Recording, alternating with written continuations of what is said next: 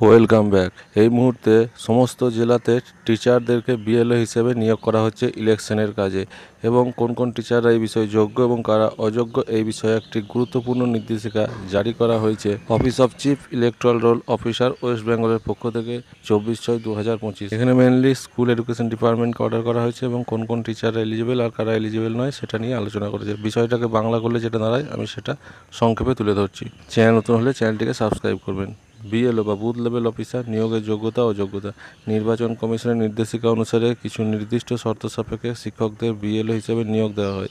নিচে বিএলও পদের নিয়োগের জন্য যোগ্য অযোগ্য প্রার্থীদের বিবরণ দেওয়া হলো। বিএলও ডিউটির জন্য যারা যোগ্য তারা হচ্ছেন সরকারি স্কুলের শিক্ষক। পশ্চিমবঙ্গ সরকারি স্কুল শিক্ষা এবং উচ্চশিক্ষা দপ্তরের অধীন প্রাথমিক, মাধ্যমিক ও উচ্চ মাধ্যমিক বিদ্যালয়ের শিক্ষকরা বিএলও হিসেবে নিয়োগ পেতে পারেন। নিয়মিত বেতনভুক্ত হতে হবে। শুধুমাত্র মাসিক বেতন এবং মহাঋণ ভাতা বা ডিএ প্রাপ্ত শিক্ষকরা এই দায়িত্বের জন্য বিবেচিত হবেন।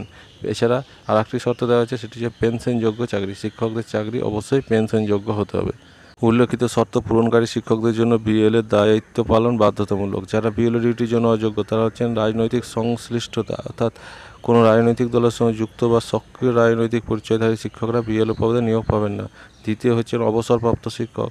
চাকরি থেকে অবসরপ্রাপ্ত শিক্ষকদের বিএলও হিসেবে নিয়োগ করা যাবে না। 3 নম্বর হচ্ছে পার্শ্ব শিক্ষক ও অস্থায়ী শিক্ষক। যেসব শিক্ষকরা ডিএ পান না, যেমন পার্শ্ব শিক্ষক ও অন্যান্য অস্থায়ী শিক্ষক, তারা বিএলও পদের অযোগ্য।